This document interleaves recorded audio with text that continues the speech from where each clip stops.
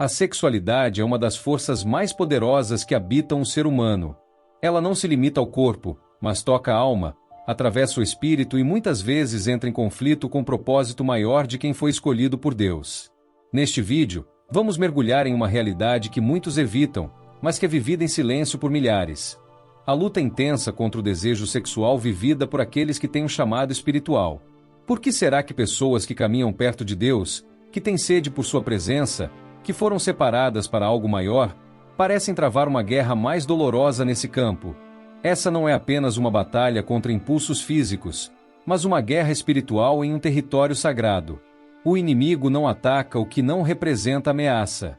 E os escolhidos, justamente por carregarem dentro de si a centelha do propósito divino, tornam-se alvos preferenciais de investidas silenciosas. Imagine um campo de guerra que ninguém vê. Os soldados estão vestidos com roupas comuns. Sorriem, pregam, ajudam, oram, mas por dentro, lutam. Há noites em que choram, há dias em que se sentem sujos apenas por terem sido assaltados por pensamentos indesejados. Há um peso que vem com a sensação de fraqueza, um medo profundo de estar decepcionando a Deus, de estar desqualificado para a missão. Mas essa luta, apesar de parecer um sinal de fraqueza, na verdade, é um indicativo de valor. O céu colocou algo tão precioso dentro dessas almas, que o inferno se levanta com fúria. Se você sente essa batalha dentro de si, não é porque você está longe de Deus. É justamente porque você está perto. E aqui está uma chave importante. O desejo sexual, por si só, não é um inimigo. Ele foi criado por Deus. O problema está em como ele é usado, direcionado e muitas vezes, distorcido. A sensualidade desenfreada, as fantasias destrutivas, a pornografia, os relacionamentos sem aliança. Tudo isso são formas de desviar o propósito dessa energia divina. Pense em um rio. Quando canalizado, ele gera vida, energia, movimento. Mas quando transborda fora de seu leito, destrói. Assim também é o desejo sexual. Quando compreendido e bem direcionado, pode ser fonte de amor, criação e comunhão profunda. Mas quando ignorado ou reprimido de forma errada, pode se tornar uma prisão invisível, uma fonte constante de culpa e autojulgamento. Nesse vídeo, quero convidar você a refletir, a se observar com mais amor, a entender que essa luta não é só sua. Ela é comum entre os que foram separados para algo maior. Há um propósito em você que o mundo espiritual reconhece. E é por isso que você sente esse fogo tão difícil de controlar. Mas não desista. Não se esconda. Não se condene. Ao longo dos próximos tópicos, vamos aprofundar juntos esse tema. Vamos olhar para a Bíblia, vamos compreender a raiz espiritual desse conflito, e vamos encontrar caminhos para viver em liberdade. Porque, como diz em João capítulo 8, versículo 32, e conhecereis a verdade, e a verdade vos libertará. Se você já sentiu vergonha de si mesmo por conta dessa área da sua vida, se já chorou após cair em algo que jurou abandonar, saiba, a redenção, a cura, a força. E você não está sozinho. Permaneça comigo nessa jornada. Esse é apenas o começo. Mas por que essa luta parece tão intensa justamente em quem foi separado por Deus? A resposta está na natureza espiritual do chamado. Quando alguém é escolhido para tocar vidas, carregar uma mensagem do alto, influenciar destinos com palavras que vêm do céu, o inimigo tenta neutralizar essa voz. E ele faz isso não com ataques óbvios, mas com prisões invisíveis, e a sensualidade desgovernada é uma delas. A raiz dessa batalha não está apenas no corpo, mas na alma. É lá que o inimigo semeia as dúvidas, os desejos distorcidos, a carência emocional que clama por preenchimento. A mente se torna um campo minado, onde memórias, imagens e sensações se misturam e ameaçam a paz. A alma que foi separada por Deus passa a ser pressionada por impulsos que não combinam com o propósito que carrega. E o mais doloroso é o silêncio. A maioria dos escolhidos não fala sobre isso. Calam por medo do julgamento, por vergonha, por acharem que são os únicos em conflito. Escondem suas dores atrás de sorrisos, suas recaídas atrás de versículos, suas lágrimas atrás de orações que muitas vezes são sussurradas sem força. Mas Deus vê. Ele conhece cada centímetro dessa batalha. Ele sabe o que você sente, mesmo quando ninguém mais entende. É preciso entender que essa guerra não desqualifica o chamado. Ela apenas revela a urgência de um posicionamento espiritual mais profundo. Não se trata de fingir santidade, mas de buscar sinceridade. Deus não está à procura de perfeição, mas de verdade. Como está escrito em Salmos capítulo 51, versículo 6. Eis que amas a verdade no íntimo, e no oculto me fazes conhecer a sabedoria. A sensualidade é espiritual porque toca o território das emoções e da identidade. Muitos que foram marcados por rejeições, abusos, carências e abandonos acabam buscando consolo em sensações. É uma forma de tentar preencher um vazio espiritual com estímulos físicos. Mas o corpo nunca vai saciar aquilo que a alma clama em silêncio. Por isso, é necessário voltar à fonte, reencontrar-se com a presença de Deus. Não apenas frequentar cultos, mas cultivar intimidade.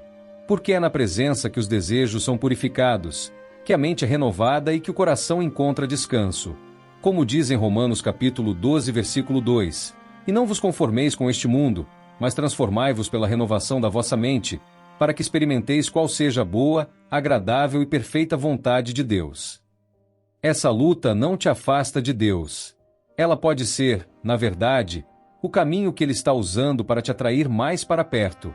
Porque só quem sente falta da pureza é quem já a experimentou. Só quem se sente sujo é porque sabe o que é estar limpo. Só quem luta é quem ainda não se entregou. Então, não desista. Essa guerra não é o fim da sua história. É apenas o cenário onde Deus vai mostrar a força da graça. Não se trata de você vencer sozinho, mas de permitir que o Espírito Santo lute com você, habite em você e transforme sua dor em testemunho. Se você sente que está nessa batalha, saiba que é um caminho de retorno, de restauração, de liberdade. E é por ele que seguiremos juntos. Porque Deus não desistiu de você. Nunca desistiria. Você foi separado, escolhido. E, mesmo com cicatrizes, Ele ainda vê em você um instrumento para a glória dele.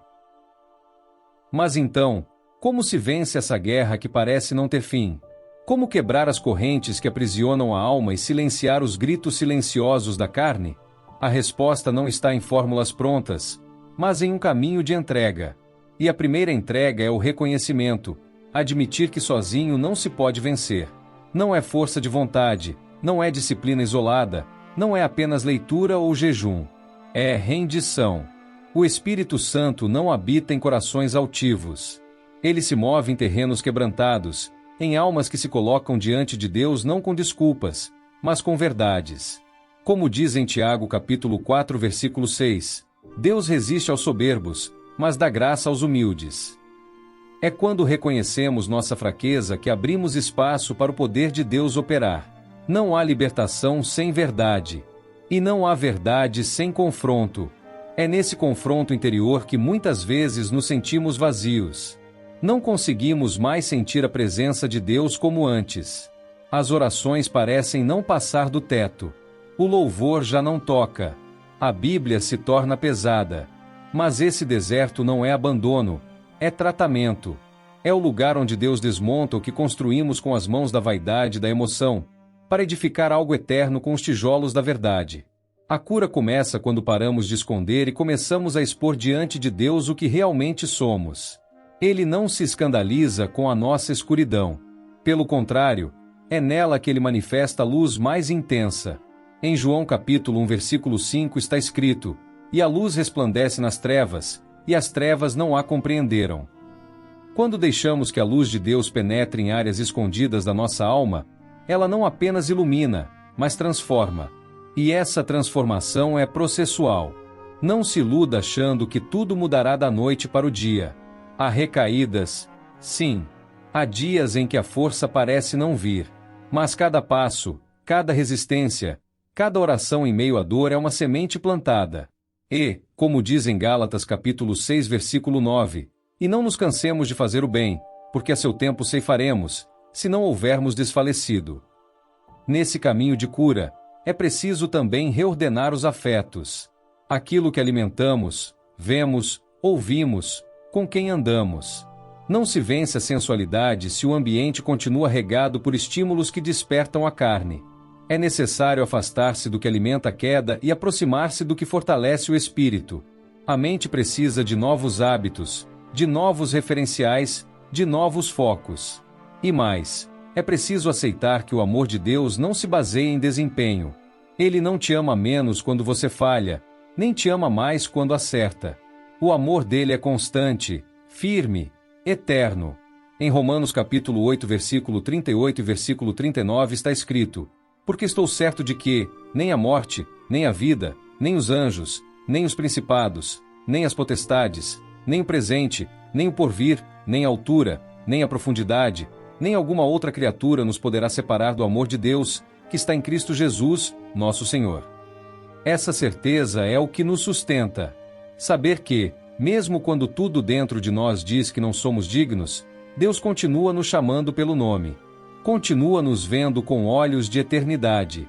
Continua esperando nossa volta com os braços abertos, como o pai do filho pródigo que corre ao encontro do filho, não com acusação, mas com restauração. Essa guerra pode ser vencida, mas não por força, pela graça e pela decisão diária de não desistir. Porque quem permanece, verá a glória de Deus se manifestar até nos lugares mais quebrados da alma. E então, quando começamos a compreender que essa guerra é vencida não pela força do nosso braço, mas pela graça que nos sustenta, chegamos a um ponto crucial: permanecer. Permanecer quando não há sentimentos, permanecer quando tudo parece parado, permanecer mesmo sem ver resultados imediatos. É nesse lugar onde a fé é provada, moldada e, sobretudo, purificada. Muitos desistem porque acreditam que Deus só está presente quando tudo vai bem, quando os cultos são cheios de emoção, quando os louvores arrepiam, quando a Bíblia parece falar direto com a alma. Mas a presença de Deus não é medida por sensações. Em Abacuque capítulo 2 versículo 4 está escrito: mas o justo viverá da sua fé. A fé não se alimenta de sentimentos, mas de confiança. Confiança de que Deus continua sendo Deus mesmo no silêncio, mesmo na espera, mesmo quando o chão some dos pés. É nesse mesmo assim que a nossa maturidade é forjada. Porque a verdadeira vitória sobre os desejos da carne não é apenas dizer não ao pecado, mas permanecer em Deus mesmo quando a vontade de ceder é grande. Permanecer quando tudo dentro de nós pede o contrário. Permanecer quando parece que seria mais fácil desistir. É esse permanecer que gera raízes. E raiz é algo que ninguém vê, mas que sustenta tudo. Jesus falou sobre isso em João capítulo 15, versículo 4. Está em mim, e eu em vós. Como a vara de si mesma não pode dar fruto, se não estiver na videira, assim também vós, se não estiverdes em mim. Não há frutos fora da permanência. Não há vitória duradoura sem intimidade com o Pai. É por isso que, mais do que força, é preciso profundidade. Muitos querem a liberdade, mas não querem permanecer no processo. Querem ser curados, mas não querem confrontar as feridas. Querem ser usados por Deus, mas não querem ser tratados por Ele. Só que não há atalhos. O caminho da cura é o mesmo caminho da permanência. E permanecer é voltar para o altar todos os dias, mesmo quando parece que nada mudou. É continuar orando mesmo quando a voz falha. É seguir buscando mesmo quando o coração está cansado. Porque permanecer é um ato de amor. E todo amor verdadeiro é constante. É nesse lugar de constância que o céu se manifesta. Porque o inimigo sabe que não pode destruir alguém que decidiu permanecer. Ele pode tentar com acusações, com lembranças do passado, com sugestões de desistência. Mas quando a alma está firmada na rocha, não há vento que a derrube. E essa rocha é Cristo. Em Mateus capítulo 7, versículo 24 está escrito: todo aquele, pois, que escuta estas minhas palavras, e as pratica, assemelhá-lo-ei ao homem prudente, que edificou a sua casa sobre a rocha. Permanecer é construir a casa da vida sobre essa rocha. E mesmo quando as tempestades vierem, porque virão, ela não cairá. A permanência, então, não é um detalhe. É o caminho. É o passo depois da decisão. É a vida após o confronto. É a demonstração de que o amor que temos por Deus é mais forte que qualquer tentação. Permanecer é a resposta mais profunda que podemos dar ao céu. Porque quem permanece, amadurece. E quem amadurece, frutifica. E quem frutifica, glorifica o nome daquele que nos chamou das trevas para sua maravilhosa luz. E quando permanecemos, algo poderoso começa a acontecer. Deus nos transforma. A transformação não é imediata, nem sempre visível aos olhos, mas é real. Ela acontece no secreto, nas pequenas decisões diárias, nos pensamentos que mudam, nos desejos que antes dominavam e agora já não têm tanta força. O Espírito Santo, pouco a pouco, vai moldando nossa essência à imagem de Cristo. A palavra nos diz em Romanos capítulo 12, versículo 2: E não vos conformeis com este mundo, mas transformai-vos pela renovação do vosso entendimento, para que experimenteis qual seja a boa, agradável e perfeita vontade de Deus. Perceba, a transformação vem pela renovação da mente. Deus não nos impõe uma mudança. Ele nos convida a um processo onde deixamos de lado o velho homem, com seus costumes e vontades, e vestimos o novo, guiado pelo Espírito. Esse novo homem, como diz Efésios capítulo 4, versículo 24, é criado segundo Deus em justiça e retidão procedentes da verdade. Mas para que ele cresça em nós, é necessário que a carne diminua. A transformação espiritual é, antes de tudo, uma rendição. É quando dizemos: Senhor, não quero ser moldado pelo que vejo ao meu redor, nem pelo que sinto, mas pelo que o Senhor diz que sou. E é nesse processo que muitas vezes nos sentimos quebrados. Porque Deus, como oleiro, precisa nos refazer. Às vezes, isso significa lidar com dores que evitamos por anos. Enfrentar feridas que estavam escondidas. Deixar ir pessoas, ideias, sonhos, que não estavam alinhados com o plano divino. Mas é nesse quebrantamento que ele reconstrói com perfeição. Em Jeremias capítulo 18, versículo 4, o profeta fala sobre o vaso que se quebrou nas mãos do oleiro, e como ele tornou a fazer dele outro vaso, conforme que pareceu bem aos seus olhos. Assim é conosco, quebrados, sim, mas nas mãos certas. Deus não desperdiça dor. Ele transforma cada lágrima, cada queda, cada silêncio, em material para formar alguém mais parecido com Cristo. E essa é a verdadeira transformação. Não se trata apenas de mudar hábitos, mas de mudar o coração. De desejar o que Deus deseja. De amar o que Ele ama. De ter no íntimo a mesma compaixão, a mesma paciência, a mesma entrega que vimos em Jesus. E essa mudança, ainda que seja interna, começa a brilhar para fora.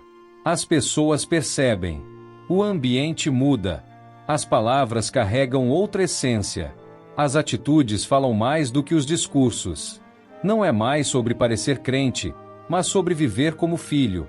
E quem vive como filho, não precisa provar nada a ninguém, porque sabe quem é e a quem pertence. Essa transformação nos liberta. Não porque agora somos perfeitos, mas porque já não somos escravos da velha natureza. Como está em 2 Coríntios capítulo 5, versículo 17. Assim que, se alguém está em Cristo, nova criatura é. As coisas velhas já passaram, eis que tudo se fez novo. O que antes nos prendia já não tem mais autoridade. A vergonha do passado já não dita mais o presente. O pecado já não tem mais domínio. E, pouco a pouco, a transformação vai nos conduzindo a um lugar de leveza. Um lugar onde não carregamos mais pesos que não nos pertencem. Onde o jugo é suave, como disse Jesus. Onde aprendemos que a santidade não é um fardo, mas um privilégio. Onde entendemos que ser transformado por Deus é a maior prova do seu amor. Ele nos ama como somos, mas nos ama tanto que não nos deixa como estamos. É esse amor que nos transforma, não pelo medo da punição, mas pelo desejo de agradar aquele que nos alcançou. Essa transformação é fruto da permanência, e ela prepara o nosso coração para algo ainda maior. A missão. Porque quando Deus nos transforma, é para que através de nós, outros também sejam tocados por essa mesma graça. E é então que compreendemos: toda permanência, toda transformação, tem um propósito maior. Deus não nos molda apenas para que sejamos melhores por dentro. Ele nos transforma para que nos tornemos canais da sua presença neste mundo. A missão nasce quando o coração já foi tocado, curado e alinhado com o dele. Não é sobre fazer por obrigação, mas sobre viver por convicção. Quando Deus ocupa o centro, não conseguimos mais ficar indiferentes ao que Ele ama. Pessoas. A missão é o transbordar da transformação. É quando o que Deus fez em nós começa a tocar os outros. Jesus nos deixou esse encargo de forma clara. Em Mateus capítulo 28, versículos 19 e 20, ele diz: Portanto, ide, fazei discípulos de todas as nações, batizando-os em nome do Pai, e do Filho, e do Espírito Santo, ensinando-os a guardar todas as coisas que eu vos tenho mandado. Não é apenas um chamado para alguns. É um envio para todos os que foram alcançados pela graça. Mas essa missão não começa em púlpitos ou viagens. Ela começa na mesa de casa, no ambiente de trabalho, na conversa com um amigo. Deus quer alcançar o mundo através de corações disponíveis. E um coração disponível é aquele que entendeu que sua vida tem um propósito eterno. É aquele que diz: Senhor, eis-me aqui, usa-me. Como Isaías declarou em Isaías capítulo 6, versículo 8, A quem enviarei, e quem há de ir por nós? Então disse eu: Eis-me aqui, envia-me a mim. E esse envio não significa ausência de luta. Na missão, muitas vezes nos sentiremos pequenos. Enfrentaremos o medo, o cansaço, a oposição. Mas é justamente nesse lugar que vemos o poder de Deus se manifestar. Porque a missão não é cumprida na força do nosso braço, mas no poder do Espírito. Como prometido em Atos capítulo 1, versículo 8, Mas recebereis poder, ao descer sobre vós o Espírito Santo, e sereis minhas testemunhas. O Espírito capacita. Ele conduz. Ele prepara os encontros. Ele age nas palavras que falamos, mesmo quando achamos que foram simples. E o mais lindo é que Deus escolheu usar justamente aqueles que um dia se sentiram quebrados, sem valor, incapazes. Porque é nesse contraste que a glória dele se revela. O mundo vê o vaso, mas quem está dentro é o tesouro. Em 2 Coríntios capítulo 4, versículo 7, Paulo afirma: Temos, porém, este tesouro em vasos de barro, para que a excelência do poder seja de Deus, e não de nós. É Deus quem brilha, é Ele quem convence, é Ele quem transforma. Nós apenas apontamos o caminho. Essa missão nos dá propósito. Ela nos tira do centro e nos lembra que fomos salvos para que outros também sejam. Ela nos desperta todos os dias com uma certeza: há algo maior do que nossos próprios planos. Há vidas esperando por uma palavra, por um abraço, por um testemunho que carregue verdade. E quando entendemos isso, tudo muda. Cada passo tem intenção. Cada gesto carrega significado. Cada dia se torna oportunidade. A missão é contínua. Ela não tem ponto final. Enquanto houver fôlego em nós, há propósito. Enquanto houver lágrimas no mundo, há o que fazer. Deus conta conosco, não porque precisa, mas porque deseja nos incluir no seu mover. Ele nos escolheu para sermos luz. E como diz Mateus capítulo 5, versículo 14, Vós sois a luz do mundo. Não se pode esconder uma cidade edificada sobre um monte. Quem foi transformado, brilha. E quem brilha, aponta o caminho. Portanto, quando nos rendemos à missão, não perdemos, ganhamos sentido. E tudo que Deus fez até aqui foi para nos preparar para esse momento, viver não apenas para nós, mas para Ele e para aqueles que Ele tanto ama. E ao nos entregarmos à missão, descobrimos algo ainda mais profundo. A intimidade com Deus não se limita a momentos de oração ou adoração em segredo, mas floresce no cotidiano vivido com propósito. O relacionamento com o Pai se aprofunda à medida que caminhamos com Ele, ouvindo sua voz nas pequenas coisas, discernindo sua direção nos detalhes. A intimidade verdadeira não é apenas saber quem Deus é viver com Ele, é reconhecê-lo em todos os nossos caminhos. É nesse lugar de comunhão que encontramos descanso, mesmo em meio à missão. Jesus nos chama a uma vida de entrega, sim, mas também de descanso em sua presença. Em Mateus capítulo 11, versículo 28, ele nos convida: Vinde a mim, todos os que estáis cansados e oprimidos, e eu vos aliviarei. A missão nunca foi para ser carregada sozinhos. Ela flui do lugar secreto, onde nosso coração é renovado, onde as cargas são aliviadas e onde somos lembrados de que somos filhos antes de sermos servos. Na intimidade, Aprendemos a confiar. Aprendemos que a voz de Deus é suave, mas firme, que sua correção é cheia de amor, que seu silêncio também fala. É ali que descobrimos que o que Ele mais deseja não são nossos feitos, mas nosso coração inteiro. Como diz em Jeremias capítulo 29, versículo 13, buscar-me-eis e me achareis, quando me buscardes de todo o vosso coração. A intimidade exige entrega, requer vulnerabilidade. É quando nos despimos diante de Deus, sem máscaras, sem pressa, sem medo. E quanto mais nos aproximamos, mais somos moldados. A intimidade revela áreas que precisam ser curadas, atitudes que precisam ser revistas, pensamentos que precisam ser alinhados com o céu. Mas tudo isso acontece sob a luz do amor de um Pai que não nos rejeita, mesmo quando nos vê por completo. Pelo contrário, Ele nos abraça, nos limpa, nos restaura e nos chama de volta para mais perto. É também nesse lugar que passamos a ouvir o sussurro de Deus nos guiando. Muitas vezes esperamos por grandes sinais, mas Deus fala nos detalhes, num versículo que salta aos olhos, numa conversa simples, num silêncio cheio de paz. Como em 1 Reis capítulo 19, versículo 12, quando o Senhor se revela a Elias não no vento forte, nem no terremoto, nem no fogo, mas numa voz mansa e delicada. A intimidade nos ensina a reconhecer essa voz. E quando ouvimos essa voz, o coração se alinha. Os passos ganham firmeza. A missão deixa de ser um peso e se torna um privilégio. Porque agora não andamos mais por impulso, mas por direção. Não agimos por necessidade de aprovação, mas por amor profundo. E nesse amor, descansamos. Como João escreve em sua primeira carta, capítulo 4, versículo 18, no amor não há temor, antes o perfeito amor lança fora o temor. A intimidade nos devolve a identidade. Ela nos lembra quem somos nele. Ela cura o que o mundo feriu. Ela nos faz lembrar que fomos feitos para a presença, não para a performance. Que antes de qualquer missão, antes de qualquer palavra, Deus deseja comunhão. E é dessa comunhão que tudo mais nasce: a fé, a coragem, o discernimento, a direção, a sensibilidade. No fim, a intimidade é o lugar onde tudo começa e para onde sempre voltamos. É onde somos lembrados de que Ele é o centro, e nós, simplesmente, os que dizem: sim, Senhor.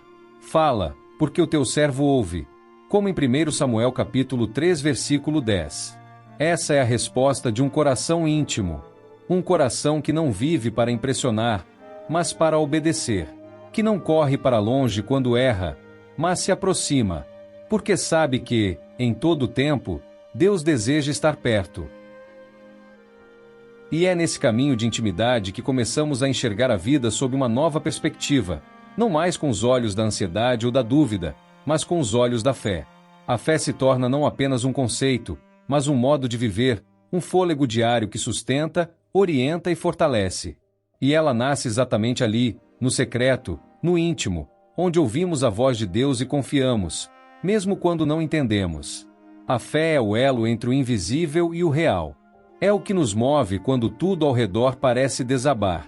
Hebreus capítulo 11, versículo 1 nos diz: Ora, a fé é o firme fundamento das coisas que se esperam e a prova das coisas que se não veem.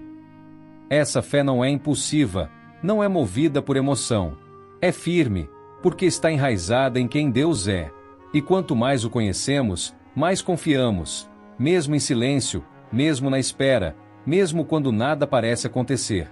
Essa fé nos ensina a caminhar com coragem, a dar passos sem garantias visíveis, mas com o coração firmado na certeza de que Ele está conosco. É como Pedro, que ao ouvir a voz de Jesus, ousou andar sobre as águas. Ele não andou por segurança, mas por fé na palavra liberada. Em Mateus capítulo 14, versículo 29, lemos: E ele disse: Vem. E Pedro, descendo do barco, andou sobre as águas para ir ter com Jesus. A fé não nos promete ausência de vento, mas garante que mesmo em meio às ondas, Jesus nos alcança. No entanto, a fé não se limita aos grandes feitos. Ela se revela também nas escolhas diárias, na decisão de perdoar, de esperar, de amar sem retorno, de semear mesmo sem ver colheita imediata. A fé verdadeira não é passiva, ela age, ela se move. Tiago capítulo 2 versículo 17 afirma: Assim também a fé, se não tiver as obras, é morta em si mesma. A fé viva transforma atitudes, molda comportamentos, realinha o coração com o céu. E à medida que vivemos pela fé, percebemos que não se trata apenas de crer que Deus existe, mas de confiar no caráter dele. A fé madura não exige explicações, mas descansa nas promessas. Como Abraão, que creu contra toda esperança, quando tudo parecia impossível. Romanos capítulo 4 versículo 20 nos mostra: e não duvidou da promessa de Deus por incredulidade, mas foi fortalecido na fé, dando glória a Deus. Essa confiança nos torna inabaláveis. Não porque não sentimos medo, mas porque sabemos em quem temos crido. Sabemos que mesmo quando não vemos saída, Deus já preparou o caminho. Mesmo quando tudo em nós quer desistir, a fé sussurra: continue. E essa fé nos liga ao céu. Ela é o canal por onde a vontade de Deus flui sobre a terra. Por meio dela, declaramos o que ainda não vemos, mas sabemos que existe nos planos eternos do Pai. Por isso, a fé é indispensável. Hebreus capítulo 11 versículo 6 nos lembra: ora, sem fé é impossível agradar a Deus, porque é necessário que aquele que se aproxima de Deus creia que Ele existe e que é galardoador dos que o buscam. A fé agrada o coração do Pai. Ela revela que confiamos mais na palavra dele do que nas circunstâncias ao nosso redor. E essa confiança é fruto de um coração que o conhece, que caminha com ele, que já provou de sua fidelidade. Viver pela fé é viver além dos sentidos. É manter os olhos fixos no eterno enquanto os pés tocam o presente. É encontrar propósito na espera, força na dor, esperança no silêncio. É ouvir a promessa e manter o coração em paz, mesmo quando a realidade ainda diz o contrário. E quando vivemos assim, a vida se torna uma expressão de confiança. Cada passo é uma declaração: eu creio. Cada renúncia, uma semente plantada no invisível. E o céu se move. Porque Deus responde à fé. Ele se alegra em um coração que crê, mesmo quando tudo diz para não crer. Essa é a beleza da fé.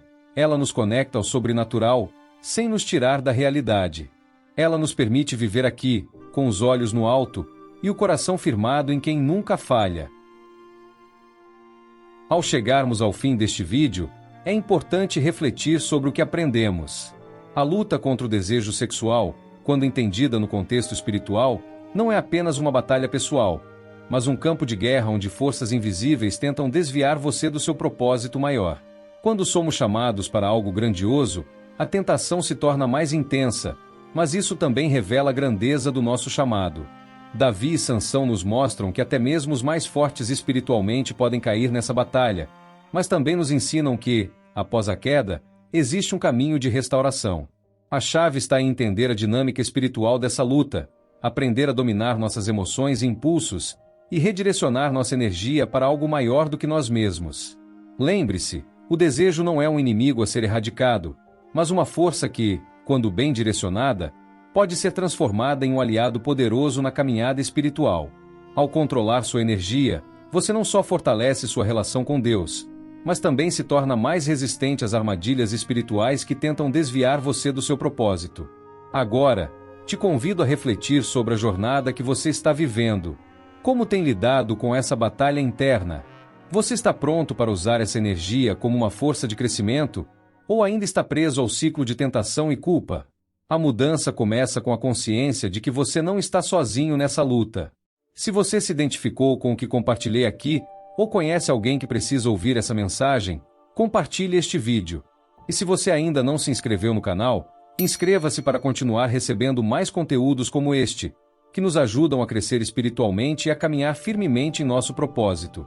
Que a paz de Deus esteja com você, e que sua jornada seja cheia de sabedoria e força para vencer todas as tentações que surgirem.